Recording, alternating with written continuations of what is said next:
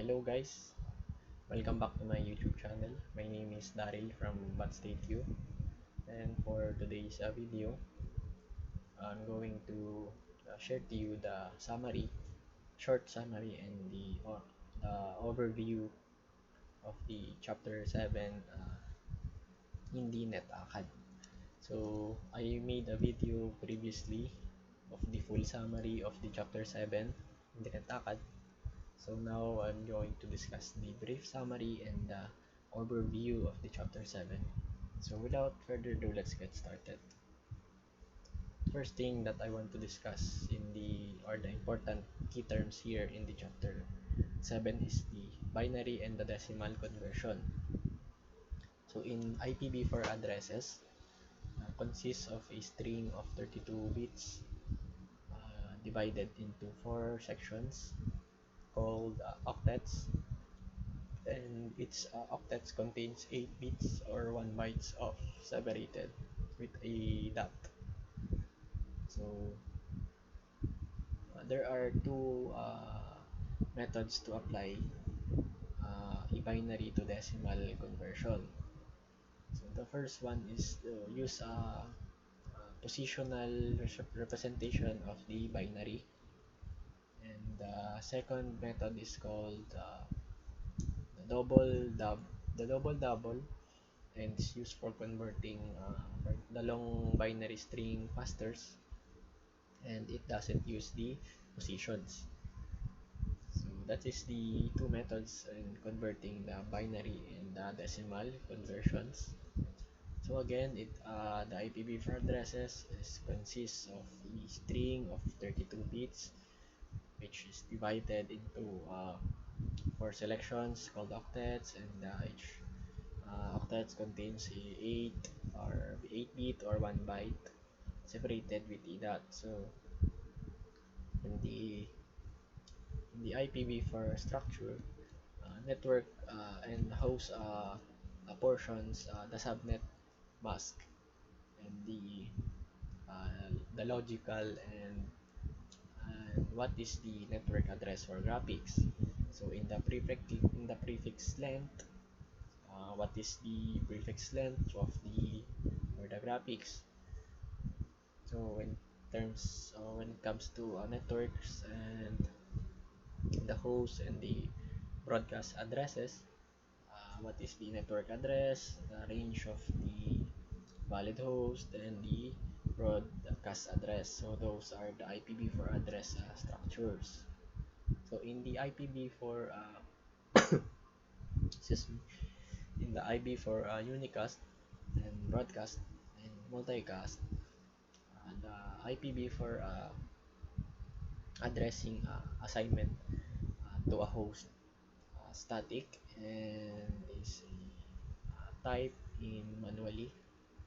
So a dynamic host configuration protocol, or the DHCP, in the IPv4 communication, and also have the unicast, which sends packets from one host to an individual host rather. So in the IPv4 communication, you have the unicast and the broadcast. So in the broadcast, it sends the package from the host to all of the hosts in the network. In the multicast, it just sends the packets from one host to a selected group of hosts in the same or a different network. So that is all about the IPv4, which is the unicast, broadcast, and multicast. So please do remember of that. Next thing that we're going to discuss is the types of IPv4 addresses. So in the types of IPv4 addresses, public and the private address, or the public and the private IPv4 addresses. So in the private addresses are not routed over the internet. So private addresses For example, is the we have the 10.0.0.0/0e, the 172.16.0.0/12. So those are some samples of the private address. So also we have the special user IPv4 addresses, which is the loopback addresses. So the loopback addresses is the 12.0.0.0/8, or the 127.0.0.0 to 127.0.255.255.255.254. So we have here also the link local address, or the automatic private IP addressing, also known as the API and PA addresses. So here a sample is the 169.254.255.254, and the testnet addresses, which is the 192.0.0.2 to 192.0.0.2.255. So also we have the classes addressing, so for the CIDR, and the allocated IPv4 addresses based on the prefix length assignment on the IP addresses. So the IPv4 issues the needs for the IPv6. So the depletion of the IPv4 addresses, space, and internet of everything, and the IPv4 and the IPv6 coexistence. So in the IPv4 and the IPv6 coexistence is we have here the dual stack, the tunneling, and the translation.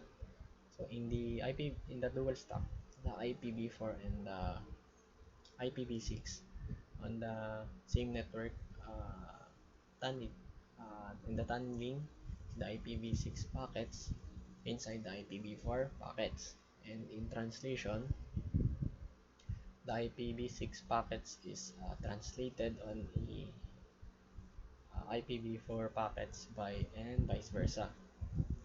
So types of IPv6 addresses. So IPv6 address types, you have the unicast, multicast, and anycast. So in IPv6 prefix length, it indicates the network portion. So, and also the format, the IPv6 address and the prefix length. So in the unicast address, the unique internet routable addresses, so it configures statically or assigned dynamically. So in link local unicast address, it is to communicate with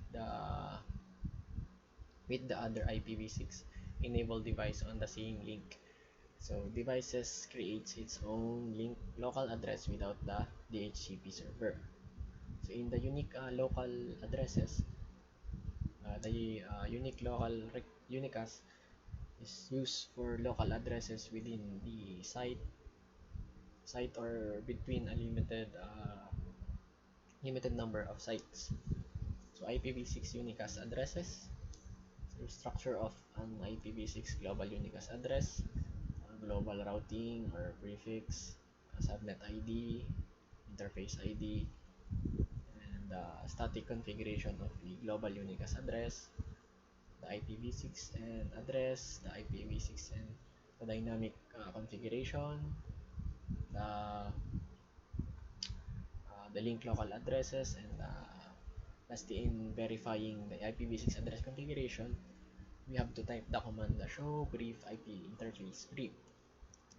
So next is the IPv6 multicast addresses, and we have also here the ICMP, which is the host confirmation, the destination or the service unreachable, time exceeds.